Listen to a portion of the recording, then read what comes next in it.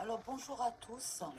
Donc je prends la parole aujourd'hui, en ce dimanche de Pâques. Donc je me réjouis parce qu'un certain nombre de nos concitoyens et notamment nos autorités en tant que cloches sont donc partis à Rome. Donc nous avons une certaine latitude dans la capacité à nous exprimer.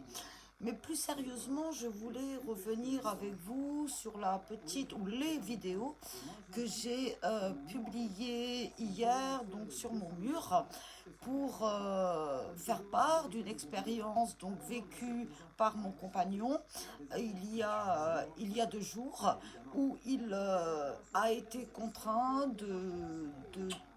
alors je vais vous expliquer la situation parce que c'est assez révélateur de la situation terrible dans laquelle sont actuellement nos hôpitaux publics. Donc je vais vous donner un peu plus d'explications sur le pourquoi de ces vidéos. Donc des vidéos qui ont été tournées au sein de l'hôpital Trousseau, hôpital pour enfants, situé à Paris, donc dans la capitale française. Vous avez vu, pour ceux qui les ont regardés sur ces vidéos, un certain délabrement des lieux, notamment des lieux où nous emmenons nos enfants pour se faire soigner. Ce délabrement, c'est simple, il est dû. Bon, alors certains ont dit que c'était le public, les gens ça existe, je ne vais pas le nier, il y a des gens qui vont dans l'hôpital public et qui ne respectent rien, comme partout. Mais lorsqu'on regarde ces vidéos, on les regarde bien dans tous les détails, on se rend compte de quoi? On se rend compte de la misère dans laquelle travaillent aujourd'hui nos soignants, que ce soit les médecins, que ce soit les infirmières, infirmiers, que ce soit les aides-soignants, aides-soignantes, que ce soit les personnes en charge de l'entretien. Ils travaillent actuellement dans des conditions qui ne sont pas tolérables. Et je répète, c'est à Trousseau que ces images ont été tournées, à l'hôpital Trousseau de Paris. Donc quand nos autorités nous disent qu'il n'y a pas de problème au sein des hôpitaux publics français, c'est faux. Rendez-vous à l'hôpital Trousseau de Paris, consacré principalement à nos enfants, et voyez ce qui s'y passe. Donc mon ami a filmé, tellement il a été il a été choqué. Il a été choqué dans les conditions dans lesquelles actuellement et depuis des années nos personnels soignants travaillent. Vous verrez sur une des vidéos, il y a un risque de court-circuit absolument c'est constatable à l'œil nu. Les murs sont délabrés, le matériel est obsolète, tout s'entasse, la propreté, c'est pas ça. On est en période de Covid. Mon ami n'a pas pu trouver un endroit avec du gel. Il n'y a pas de gel dans ces hôpitaux, de gel hydroalcoolique. Il n'y a comment dirais-je, et je répète, ce n'est pas de la faute du personnel soignant, absolument pas. Ce que je veux mettre en exergue, c'est l'irresponsabilité de nos autorités face aux hôpitaux publics. Et quand ils nous disent qu'il n'y a pas de problème, regardez les vidéos et vous verrez s'il y a un problème ou pas de problème. Alors je fais cette vidéo pour dire d'une part ce qui s'est passé, et je vais vous en dire encore un petit peu plus, parce que ça met en exergue l'incapacité dans laquelle sont aujourd'hui nos soignants à assurer les soins dont nos enfants, notamment puisqu'il s'agissait d'un enfant, ont besoin. C'est dramatique et il faut absolument dénoncer ce qui est en train de se passer. Il faut soutenir nos soignants dans leur demande de moyens humains, moyens matériels, moyens financiers, parce qu'on ne peut plus, en plein épisode de Covid, nos hôpitaux sont saturés. Alors ces vidéos, je les ai envoyées à BFM pour qu'elles passent. Bien sûr, elles ne passeront pas sur BFM, parce qu'elles vont à l'encontre de tout ce qui nous est dit sur les hôpitaux, sur l'hôpital public en France par nos autorités. Mais la réalité, elle a été capturée, elle a été filmée. Et je vous explique, je suis dans la région de Meaux. Alors, il y a eu une urgence. Mon compagnon a dû emmener en urgence absolue, un de ses enfants, âgé de 12 ans. Il l'a emmené en urgence absolue à Meaux. Meaux, notre hôpital de ressort. Meaux. Alors, tout va bien dans l'hôpital public français, mais je vais vous dire, je suis en Seine-et-Marne, Nord Seine-et-Marne. Il y a 3 hôpitaux qui fonctionnent ensemble. Il y a l'hôpital de Meaux, il y a l'hôpital de Jossigny et il y a l'hôpital de Coulommiers. Eh bien, il faut que vous sachiez qu'il y a un radiologue pour les 3 hôpitaux. Il y a un chirurgien pour les 3 hôpitaux. Les effectifs sont tellement, excusez-moi, j'ai un problème de batterie, les effectifs sont tellement insuffisants que les chirurgiens, les radiologues, les médecins tournent sur les 3 hôpitaux. Sur les 3 hôpitaux, ils tournent. Et qu'est-ce qui a été dit à mon compagnon pour son petit qui était dans l'urgence? Ils lui ont dit, l'hôpital de Meaux lui a dit, écoutez, nous ne pouvons rien faire. Le chirurgien est pris sur une opération grave et nous ne pouvons rien faire. Il faut transférer votre fils de toute urgence à l'hôpital Trousseau de Paris. Très bien, transfert. Comment? Si l'enfant n'est pas transféré dans un délai de 6 heures, il risque des conséquences gravissimes. Alors, la question de mon ami, c'est comment on s'organise le transfert. Et là, l'hôpital lui répond, et je répète, ce n'est pas de la faute des aides-soignants et des médecins de cet hôpital, c'est de la faute de l'immobilisme et l'inertie de nos pouvoirs publics face à la situation des hôpitaux qui actuellement sont saturés. Et donc là, la personne lui dit, mais nous n'avons pas de chirurgien, nous ne pouvons pas nous occuper de votre enfant, nous allons le transférer à l'hôpital Trousseau à Paris, parce que c'est grave. Et quel transfert? Il fallait 6 heures, il y avait un délai de 6 heures. 6 heures, c'était trop tard, passé les 6 heures. La personne dit à mon compagnon, vous n'aurez pas d'ambulance avant un délai de 4 à 5 heures. Pardon. C'était le fait. Il n'y avait pas d'ambulance capable d'assurer ce transfert de Meaux à Paris. Il n'y en avait pas. Il fallait attendre 4 à 5 heures, sachant que le délai était de 6 heures pour intervenir sur l'enfant. Mon ami a émis l'hypothèse de l'hélicoptère. L'hélicoptère, ça coûte trop cher à l'État, donc c'est réservé aux urgences absolues. Mon compagnon, parce que je peux vous dire que dans ces moments-là, j'irai pas plus loin, mais vous m'avez compris, a été demandé à des pompiers qui étaient là s'ils pouvaient assurer le transfert de son fils. En l'occurrence, ce n'est pas possible. Les pompiers ont dit, nous, on est désolés, on pourrait le faire, on voudrait le faire personnellement. Mais les directives ne sont pas celles-ci. Donc votre enfant, on ne peut pas le transférer. Il faut trouver un taxi, il faut trouver... On est dans un cas d'urgence à l'hôpital, d'hôpital à hôpital. Alors qu'est-ce qui s'est passé? Comment il a été organisé ce transfert? D'un enfant qui était très mal, qui présentait une tension de 18, voire supérieure à 18. Comment s'est fait ce transfert d'après vous? Heureusement, la maman était en possession d'un véhicule.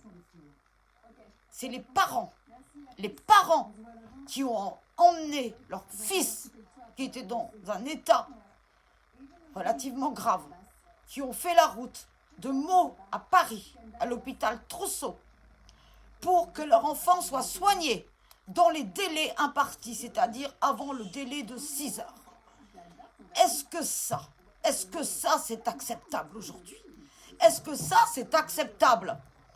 Nos hôpitaux aujourd'hui sont dans l'incapacité, et ce n'est pas de leur faute, je le répète, d'assurer les soins. Ils ne peuvent plus, parce qu'ils n'ont pas d'effectifs, parce qu'ils n'ont pas de moyens, parce que les ambulances sont surchargées, parce que l'État fait des économies sur certains transferts. Il faut dire les choses.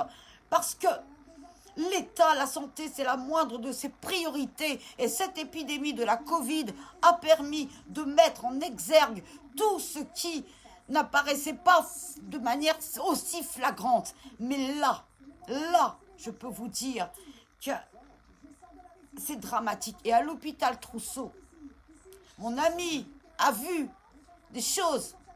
On nous dit que nos enfants risquent rien. C'est quoi tous ces enfants sur des brancards, branchés de partout, avec des appareils? C'est quoi? C'est quoi? Alors mon ami me dit de me calmer, d'arrêter de crier. Mais je ne peux pas. Nos hôpitaux publics aujourd'hui ont besoin. Alors le gouvernement vous parlerait de plan de relance, d'investissement massif et dans l'urgence pour assurer notre santé, pour assurer des conditions dignes aux soignants. Parce que les médecins, notamment ceux que mon ami a vus à Meaux, le chirurgien qui était là et qui ne pouvait pas opérer le petit parce qu'il était en train de faire une opération à ventre ouvert sur une autre personne, croyez qu'il lui a annoncé comment? Presque avec de la tristesse. Parce que les chirurgiens, les médecins sont à bout. Ils ne peuvent plus soigner ce petit garçon de 12 ans s'il n'y avait pas eu le véhicule des parents. Dépasser le délai imparti de 6 heures pour être soigné. Imaginez les conséquences. Pas d'ambulance avant 4-5 heures. Pas d'ambulance. On attend avec 18 de tension chez un enfant de 12 ans. On attend parce que l'État est incapable de venir en aide à l'hôpital public. Quand vous avez un chirurgien, un radiologue qui bouge sur 3 hôpitaux sur un territoire très large, puisque le nord de la Seine-et-Marne est un territoire très large, comment voulez-vous que nos soignants travaillent dans des conditions dignes? Comment voulez-vous que nos soignants exercent leur mission de soins? Et Dieu sait qu'ils y sont attachés. On les empêche, l'État les empêche en n'investissant pas. Ça fait des années que le secteur de l'hôpital public est laissé à l'abandon. Des années. Regardez les vidéos que vous trouverez sur mon mur. Elles ont été prises à l'hôpital Trousseau de Paris. Voyez, ça date pas d'hier, ça fait des années que c'est comme ça. Des années qu'on laisse les hôpitaux publics s'enfoncer toujours plus. Parce qu'on fait des économies sur la santé, qui est en principe le premier pilier d'une intervention de l'État, ou l'un des premiers piliers. Et quand vous voyez à la télé un Macron, un Castex, un Véran, ou je ne sais quel autre ministre aller dans un hôpital, on ne va pas vous montrer ce qu'il y a sur les vidéos que mon ami a prises. On ne va pas vous montrer. Tout ça, on ne vous le dit pas. Et c'est l'hôpital Trousseau de Paris, je répète. C'est pas l'hôpital Quintard de Poudzouille. C'est l'hôpital Trousseau à Paris. Celui qui a une réputation... Alors moi, tout ça, ça m'énerve. Et ça, plus que ça, parce qu'il y a des vies qu'on met en danger délibérément. Non pas les personnels soignants, parce qu'ils n'ont pas les moyens, mais que l'État met en danger délibérément. En faisant cette économie sur la santé publique, des vies partent. Et forcément, comme me le souligne mon ami, dans ces conditions-là, on s'étonne que les médecins soient contraints à ce terrible choix éthique, infaisable pour un médecin, qui est celui, je déteste le mot, je vais le prononcer, parce que c'est la réalité du tri, de trier entre les patients, c'est-à-dire avant-hier, ce chirurgien, il a dû faire le choix entre ce patient qu'il devait opérer d'urgence, lui ouvrir le ventre, et un petit garçon de 12 ans. Il avait ce choix-là à faire. On en est là. Alors oui, je dénonce oui, j'apporte mon soutien aux soignants. Mais qu'est-ce qu'on peut faire d'autre? Je sais que ce qu'a vécu mon compagnon il y a 2 jours, avec la maman et tout l'entourage, tout ce qu'on a vécu, il y a beaucoup de personnes qui y sont confrontées actuellement. Mais je peux vous dire que quand ça touche un enfant, quand vous savez que vous avez que 6 heures pour éviter des conséquences dramatiques, 6 heures, et que vous n'avez pas d'ambulance, que l'hélicoptère c'est trop cher pour l'État, donc on ne fait pas. Imaginez la situation. Il n'y aurait pas eu de voiture, comment on faisait? Prenez un taxi. Même les taxis ne peuvent plus assurer. Et on nous dit que tout va bien, tout fonctionne. C'est faux, c'est faux. Alors voilà, si l'hôpital Trousseau se trouve dans cet état-là aujourd'hui, imaginez les autres hôpitaux. C'est partout pareil, c'est partout pareil.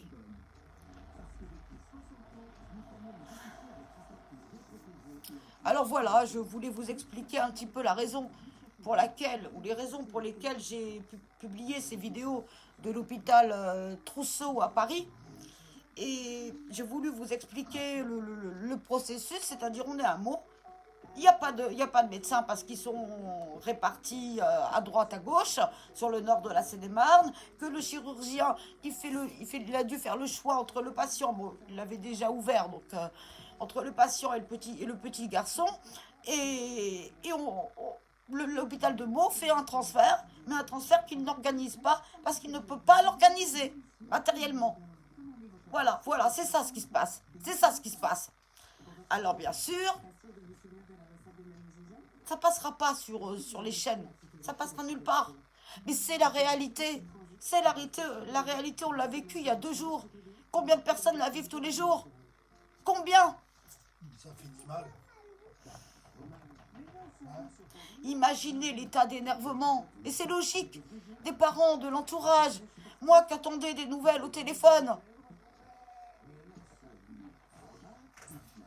J'y croyais même pas quand on m'a dit on l'emmène à Paris, mais je dis une ambulance, quelque chose. Non, nous, on l'emmène, nous. Il n'y aurait pas eu de voiture, on faisait comment? On attendait les 6 heures fatidiques? Alors aujourd'hui, oui, l'État doit investir massivement et urgemment dans la santé, dans les hôpitaux. Il est prompt à se targuer que tout va bien dans nos hôpitaux publics, mais c'est faux. C'est faux. Et vous avez la preuve par A plus B, regardez les vidéos. Ça a été filmé il y a 2 jours. 2 jours en pleine nuit à l'hôpital Trousseau à Paris. Un hôpital pour enfants. Si ça vous fait pas réagir. Parce que si nous on bouge pas, on pousse pas des cris de gueule pour que les choses elles changent, qu'on n'est pas là en soutien aux soignants qui demandent, non pas des primes, mais qui demandent simplement de pouvoir travailler correctement. Si nous, on n'est pas là en soutien, ben, il n'y a rien qui se passera. Je ne reviendrai pas sur les mesures décidées par Emmanuel Macron. Parce que vous savez, pour ceux qui me connaissent déjà, ce que j'en pense. Et je dirais tout simplement qu'on se dirige vers un drame. Un drame sur le drame.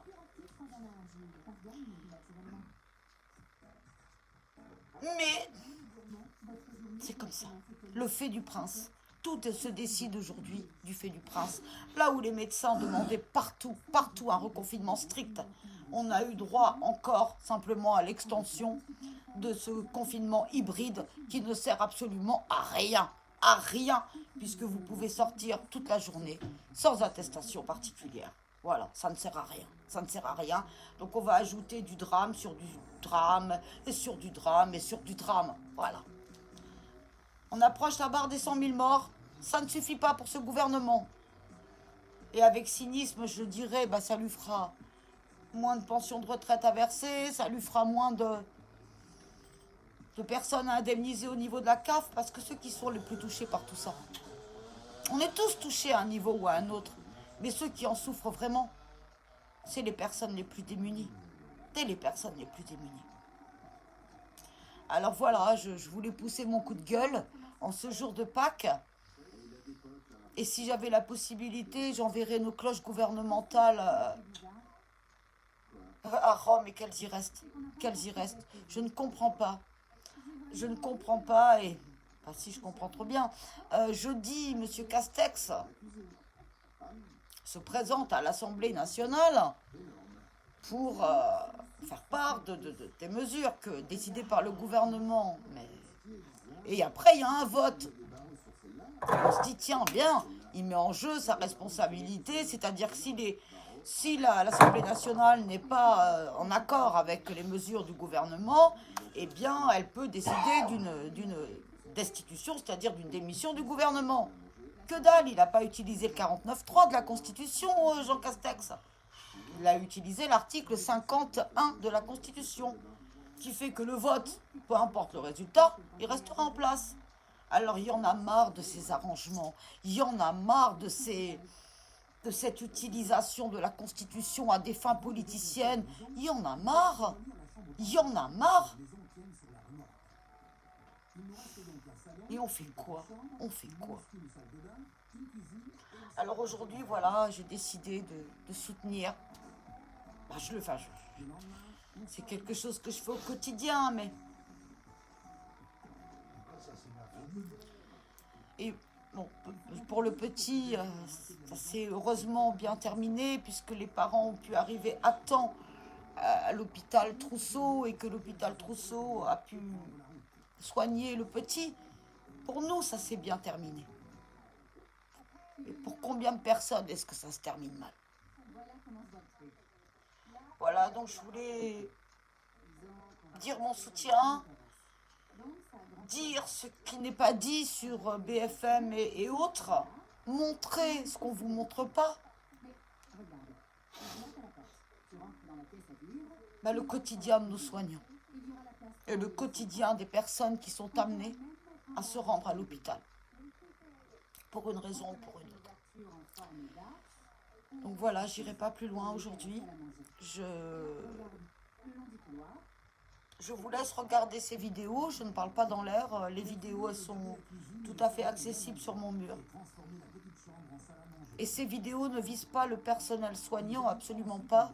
Elles sont là pour démontrer les conditions misérables dans lesquelles ils ont à intervenir tous les jours, chaque minute, chaque seconde, chaque heure, tous les jours. Voilà le quotidien des soignants. Alors il est impérativement urgent que l'État prenne conscience de cette situation. Qu'ils aillent voir là où ils devraient aller voir. Ils ne le feront pas. Je vous remercie, je vous souhaite malgré tout, j'allais dire malheureusement, je vous souhaite de profiter de ce week-end. Malgré les restrictions, mais enfin il y a une petite tolérance ce week-end. Si quelqu'un comprend quelque chose à la politique de ce gouvernement, on va passer un excellent week-end. Protégez-vous, protégez-vous, protégez les autres. Soyez solidaires. Et quand il y a des choses à dire, à dénoncer, faites-le. Mon ami a pu filmer librement. Personne ne lui a dit au sein de l'hôpital Trousseau d'éteindre son téléphone et de ne pas filmer. Personne ne lui a dit. Les soignants attendent aussi que nous témoignions des conditions dans lesquelles ils travaillent. Parce que nous sommes directement concernés. Nous le sommes. Merci à vous. Excellent week-end. Et prenez soin de vous tous. Merci.